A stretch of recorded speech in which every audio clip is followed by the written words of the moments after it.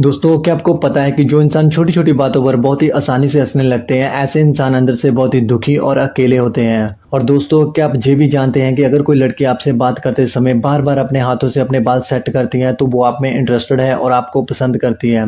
और दोस्तों, क्या आपको ये भी पता है कि दुनिया में 90% लोग किसी को डाँटने के बाद उदास हो जाते हैं, अपने आप पर शर्मिंदा महसूस करते हैं कि मैंने उसे क्यों डाँटा। Hello dudes, I am your bestie, let's begin the video. Fact number 1। दोस्तों, मान लो आपने किसी इंसान से कोई क्वेश्चन पूछा और आप उस इंसान के आंसर से सैटिस्फाइड नहीं है, तो आपको बस इतना करना है, आपको बिल्कुल चुप रहना है और उस पर्सन की आंखों में देखना है और देखते ही रहना है। तब इस बात के ज़्यादा चांसेस है कि वो पर्सन आपको आपके क्वेश्चन से रिलेटेड और ज़्यादा इन्फॉर्मेशन रिवील करेगा और आपको सैटिस्फाइड करने की पूरी कोशिश करेगा। ट्रस्ट मी गाइस, ये फैक्ट 100% काम करता है। साइलेंट रहो और सामने वाले से आई कांटेक्ट बनाकर रखो और फिर देखो जादू, सामने वाला अपने आप सब बताने लग जाएगा। Fact number 2। दोस्तों, अगर आपको लगता है कि आपका पार्टनर या आपका कोई क्लोज फ्रेंड आपसे कोई बात छुपा रहा है और वो आपके पूछने से भी आपको सच नहीं बता रहा और आप चाहते हैं कि वो पर्सन आपको सच बताए, तो मनोविज्ञान के अनुसार आप उनसे तब पूछें जब वो टायर्ड और थके हुए हों, या फिर उनसे आधी रात के बाद फोन पर या उनसे मिलकर फेस टू फेस बात करें, क्योंकि आधी रात के बाद किसी भी पर्सन के लिए अपनी भावनाओं को छुपाना लगभग असंभव है और ज्यादातर लोग सच ही बोलते हैं। Fact number 3।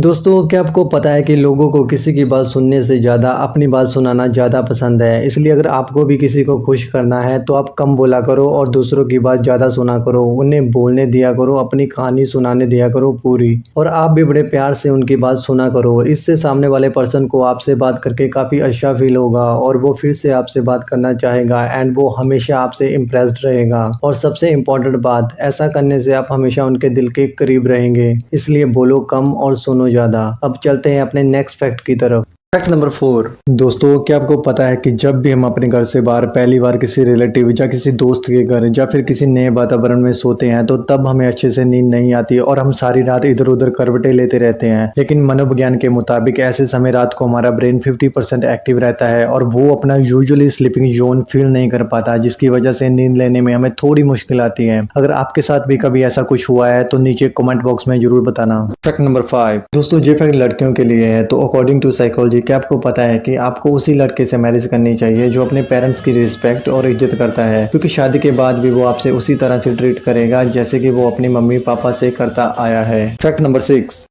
दोस्तों, अगर कोई इंसान आपसे बातचीत के दौरान आई कांटेक्ट सिर्फ 30% ही बना रहा है या फिर वो बातचीत के समय इधर उधर देख रहा है, तो साइकोलॉजी के अनुसार वो इंसान आपकी बातों से बोर हो रहा है।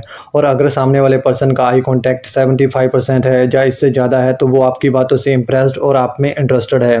और अगर आई कांटेक्ट 100% है, तो वो आपसे गुस्सा है या फिर वो आपसे लड़ाई करने के मूड में है। Fact number 7। दोस्तों, क्या आपको पता है कि अगर आप किसी लड़की या वुमेन से कोई बात करते दौरान यदि आप अचानक से एक कदम आगे आ जाए, तो इससे सामने वाला पर्सन अंदर ही अंदर आपसे नर्वस और अनकंफर्टेबल हो जाता है और हो सकता है कि वो फ्यूचर में आपको डिसलाइक करना भी स्टार्ट कर दे।